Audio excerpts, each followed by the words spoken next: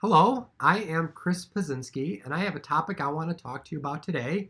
That topic is credit card fees and how it comes into play on your income taxes. Here's my income. It's wrong. If you accept credit cards, it's wrong, and you have to make it not wrong anymore. So, one of the main mistakes that I see on people's taxes, let's say someone comes in for the first time and I'm looking at their past year's taxes. The top line on their business return is going to be gross receipts or sales. Their top line, that's their income. Here's what I see. I see that number almost always wrong. And here's why it's always wrong. Because they go to their bank account and they say, how much did I, let's say they're not doing regular bookkeeping. How much did I deposit last year? They do the little search query. Boom, here's their deposits for the whole year. Click, add some, total, here's my income. It's wrong. If you accept credit cards, it's wrong. And the reason why it's wrong is if you're using Square or PayPal or AAC or whatever merchant service you're using, they're depositing the money after they've taken their fee. Well, here's the thing. Yeah, you're going to say, well, wait, Chris, I don't want to pay tax on the fee portion that they kept, and you're not going to, because guess what? It's a deduction.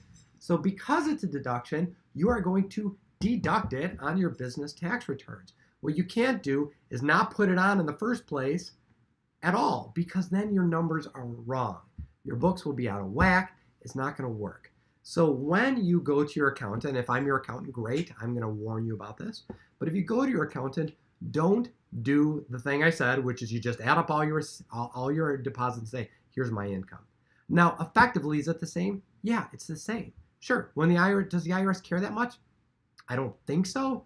Probably not. I could imagine some reasons why they might want to care about it, but it just means your numbers aren't going to be right.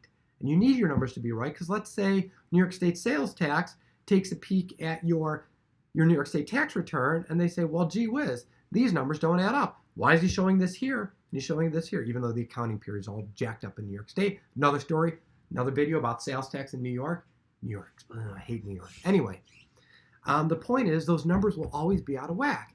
And God forbid, you're trying to do bookkeeping properly, it's going to be wrong. So here's what you got to do.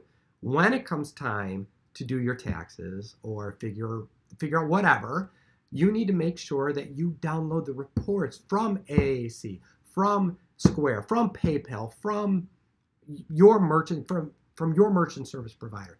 Download it, because it will show you gross income, boom, minus fees, and they sometimes have multiple sets of fees. And then after those fees, they have what ultimately became your deposits. So what you need is that first row, not that last row. Okay? Not a big deal, but make sure you get it right. And that does mean a little more bookkeeping on your end. It's not as easy at the end of the year just to run a equal sum in Excel to figure it out. You're going to have to do a little bit more work, but it's a little more work. Would you rather be doing it before you come to see me, or you come in to get your taxes done, then you can't go home with your taxes because you didn't do the work, that we're trying to rush, get it done here, or I got to send you home with your tax return not complete. So just decide to do it up front.